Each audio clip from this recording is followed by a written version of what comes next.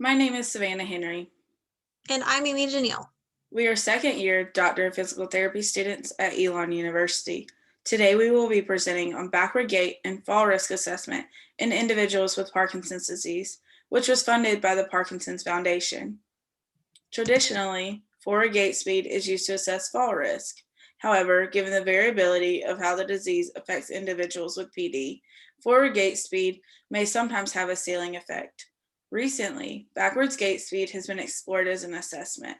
It is an activity of daily living, such as when opening doors and backing up to sit down, and challenges an individual to accomplish the task primarily using the proprioception input.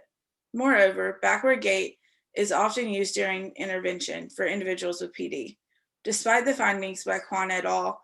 That backward gait is more closely related to fall risk than forward gait, there is little research looking at using it to assess fall risk within the Parkinson's population. The purpose of our study was to determine the association between backward gait speed and functional outcomes related to fall risk in Parkinson's disease. Our study included 18 participants with PD whose Hoehn and Yahr score was between 1 and 3. Their mean age was 71.39.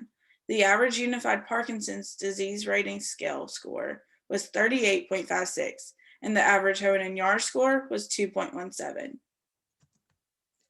For our study, we measured the relationship between backward and forward gait speed and a series of functional outcome measures related to fall risk in Parkinson's disease, including fear of falling, clinical assessment of balance,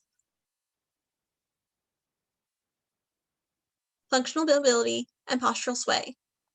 We measured backward and forward gait speed on a Xeno walkway as participants performed 5 trials of each at a comfortable pace. We used the Falls Efficacy Scale International, or FESI, survey to assess fear of falling. Its score can range from 16 to 64, with a higher score indicating more fear of falling. Clinical assessment of balance was done using the Mini Bestis. The test consists of 4 categories of test. They are anticipatory postural adjustment, reactive postural control, sensory orientation, and dynamic gait. These different categories challenge a participant's balance in multiple ways with a lower score indicating poor balance. Functional mobility was assessed through timed up and go, or TUG, which measured the time it takes for a participant to get up from a chair, walk 3 meters, turn around, walk back to the chair, and sit down. Finally, we assessed postural sway with a modified clinical test of sensory interaction, as participants stood on a force plate for 30 seconds each, with their eyes open or closed on a firm or foam surface. For statistical analysis, Pearson correlation coefficients were calculated to examine the relationships between gait speed and functional outcomes. The next several slides include graphical representations of our results. For each graph, you will see 2 colors of dots. The darker dots represent backward gait speed, and the lighter dots represent forward gait speed. The gait speed is represented on the y-axis, and functional outcome is represented on the x-axis. Referring to this graph, we found statistically significant correlations of moderate to strong strength between backward gait speed and all of our functional outcomes. Now, let's take a look at each comparison in more detail. The FESI showed a significant negative correlation with backward gait speed, meaning that as fear of falling decreased, the participant's backward gait speed increased. This was true for the forward gait speed as well, but the relationship was not significant. It's also worth noting that the relationship between backward gait speed and FESI was somewhat stronger than the relationship found between forward gait speed and FESI. Mini Bestis scores were significantly and positively correlated with backward and forward gait speed. In essence, participants' functional balance was higher for those who walked faster.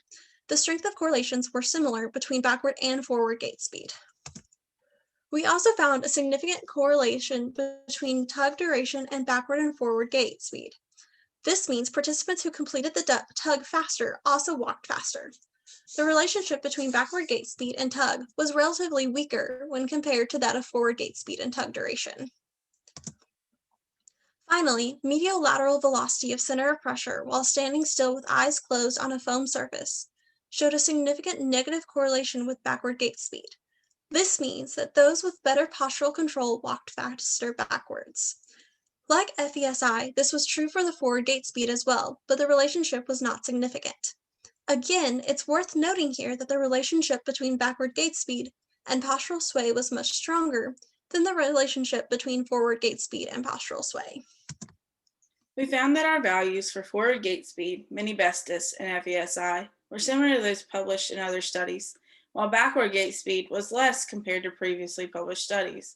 This could be due to the severity level or assessment methods used in the current study. We also found that our correlation results from fear of falling and postural sway were in line with previous research, which found poorer backward gait and balance outcomes in individuals with PD who had higher levels of fear of falling. A potential reason for this correlation is due to the complex motor recruitment that is necessary for backwards gait and postural sway. Finally, our tug and clinical balance test correlation results were reflective of the similarity of task with forward and backward gait, respectively. Given the similar correlations between backward and forward gait speeds, and indeed stronger correlations between backward gait speed on several of the clinical comparisons in this study, we recommend further research attempt to replicate our findings with a larger sample in addition to the relation of retrospective and prospective falls.